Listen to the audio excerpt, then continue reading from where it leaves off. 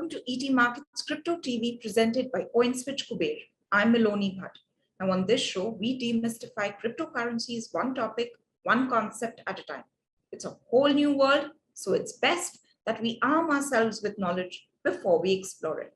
Now today, we'll try and make sense of crypto wallets. What are they exactly? What do they do when it comes to cryptocurrencies? And what are the risks that are associated with them?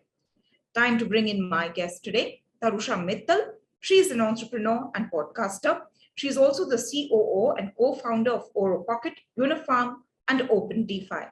Tarusha, welcome and thanks very much for your time. Thank you so much, Maloni, for having me. I'm looking forward to this chat. So when we say the word wallet, what we think of is a physical wallet that stores, say, our cash, licenses or cards. What exactly are crypto wallets? So a crypto wallet is a little different. There are several kinds of wallets. There are software wallets as well as hardware wallets. So a software wallet would be, like an application that can be on your phone, like a MetaMask, or an extension, on your laptop. That can be an extension of, say, a Jax or a MetaMask, which is like a software-based wallet. An hardware wallet would be basically a device in itself, which is pretty much, it resembles a USB or a pen drive, and that is like a hardware wallet. So these wallets are basically used to store your cryptocurrencies and crypto tokens in a safe manner based on your preference. So how are digital wallets like, say, an Amazon Pay wallet or a Google Pay wallet, how are they different or, say, similar to crypto wallets? So, they're pretty much very similar in the utility that, you are using a Google Pay wallet or your Amazon wallet to store your fiat, to do these transactions of that becomes like the facilitator between doing some day-to-day expenses perhaps, right? And with a crypto wallet, that is pretty much the same. You put you store your crypto in these wallets, and then when you do need to use this crypto perhaps to pay somebody or make any transactions, then again you're utilizing the wallet. So they're very similar, but obviously what you're storing in them is drastically different. Now, how do you make transactions from your wallets? Say, for instance, I want to send some money. Then how do I go about that? Okay, so there are two parts to this question. How does it work? It works like any other, you don't need to understand at the back end what is happening. There's encryption happening at the back end, obviously, that you are sending some crypto and all of this is happening on blockchain. So those transactions are being recorded. A wallet is basically, an alphanumeric, phrase, basically, that is your public key. Or the address that you provide to others, or it can be like a QR code that you're providing others so that they can send crypto to you. Obviously, the tokens need to be compliant with the wallet type.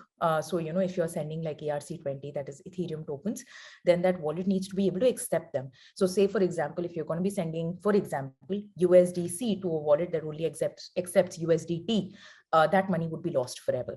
So you need to be a little mindful there, that you are putting, you're giving the right wallet address and you're sending the right kind of tokens to that wallet address, because once the transaction is done, that is the beauty, as well as the slightly more responsibility on the user part of blockchain, that you need to be a little more aware that you can't just sort of send the money and then expect that okay, this transaction can be reversed, because data on blockchain is immutable. So you need to be a little mindful of that.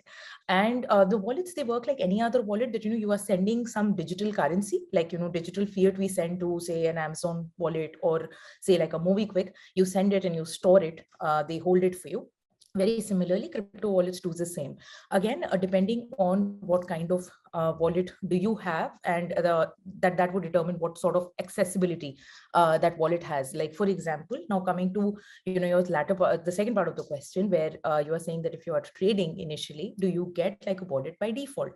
Then there is a wallet that is already there, which when you are purchasing your crypto using these exchanges, then that wallet is what is storing this crypto.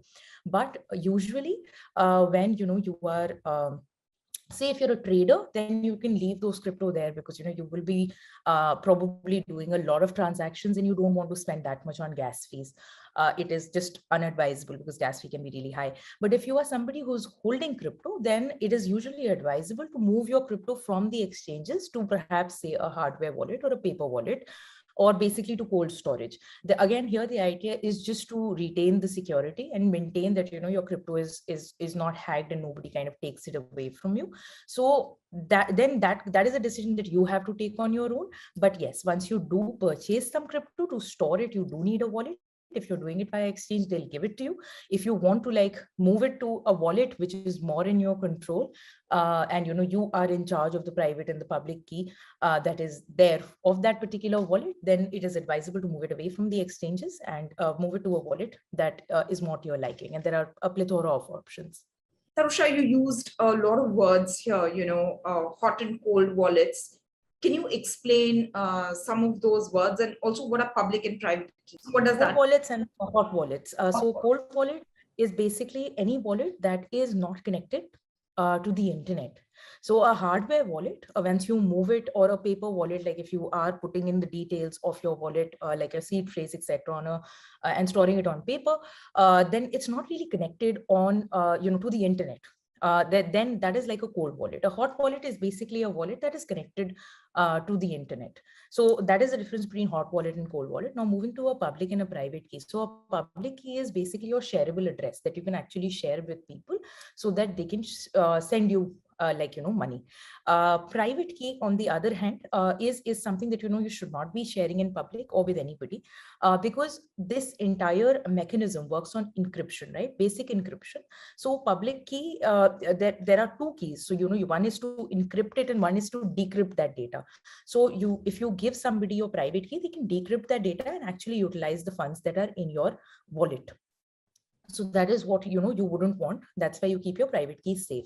In case you need to recover your private key or your wallet, then there is also a seed phrase that is given by certain providers, which you again have to keep very safely, because the seed phrase is the way to reverse engineer for a hacker to your way into your wallet and then spend your holdings. So that I hope that kind of makes it clear. So Tarusha, correct me if I'm wrong. The public key is like a user ID, and then the private key for me will be like the password. Yes, that's pretty much, yeah. Analogy. That would be a good analogy. Yes, that would be a very good analogy. Except that if you are creating an account on any of these platforms that provide a wallet, say like a MetaMask or a Jax, then you would also have like a user ID and a password to access the wallet when you're logging into the platform, if it is like a software wallet. And but having said that, public key is your user ID, and probably like think of it like your email ID that you give out to people, but you don't give out your password, which is like the private key. Right. Okay. So then anyone who sends me money, they will need my public key. So that public key is visible to everyone. And the private key, obviously, I have to keep it secret, because I think from that key, I understand maybe the balance or maybe transact. Am I correct? So yeah, so with the private key, that is what is utilized at the back end for any transaction to actually take place. So you share your address or your public key with whoever you want to receive money from. The private key you keep to yourself, because that is the way to utilize the money in your wallet. So if you need to replicate your wallet somewhere or on another device, then you would need like your private key or your seed phrase. Right.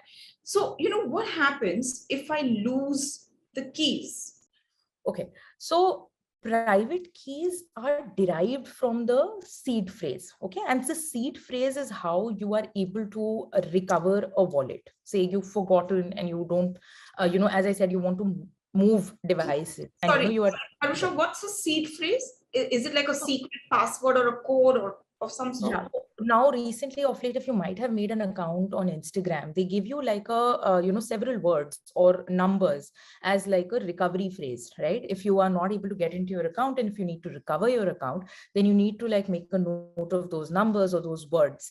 And then that phrase would be used to recover your account, right? Or give you access back into your account. It's pretty much the same with wallets. So they will give you like a seed phrase, and they will, when you are signing up initially, and they will tell you that, okay, you need to store this seed phrase in a safe place.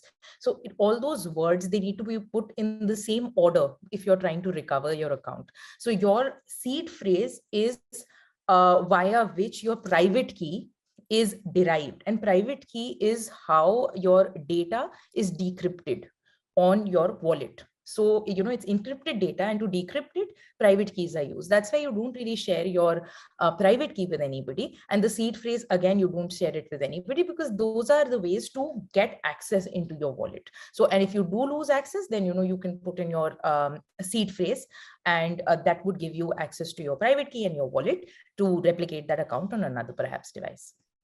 So what happens then if I forget the seed phrase? Then you're hard out of luck. There is nothing that you can really be done there, because as I said, blockchain, yeah, you're taking. See, blockchain is a great equalizer, but it also puts in a lot of responsibility. The idea is to decentralized, right? So you are actually removing a lot of authority and power from centers, and you're taking the onus on yourself. So if you're taking on the responsibility of your own money, then you need to be a little more mindful of what you are doing with your seed phrase and how you are storing it. If you are not storing it properly, and if you lose it, then you can lose access to your account. If you do eventually lose it, these can be reset while you still have access. But if you lose access to the account as well as the seed phrase, yeah, then you're hard out of luck. So for people who are still like just getting into crypto, my usual advice is perhaps don't try to take 100% control. There is like a phrase in this space that not your keys, not your wallet. This usually refers to exchanges, because these are centralized exchanges. And when they give you a wallet, ultimately the onus is on the exchange, right? They might shut down withdrawal or deposits, pretty much like a bank, that they have certain authority there on the wallet that you have with them. It's like a platform, right, facilitating it. So in case you're just starting off, my advice would be just go with that. Just don't try to take on too much unless you understand it well enough.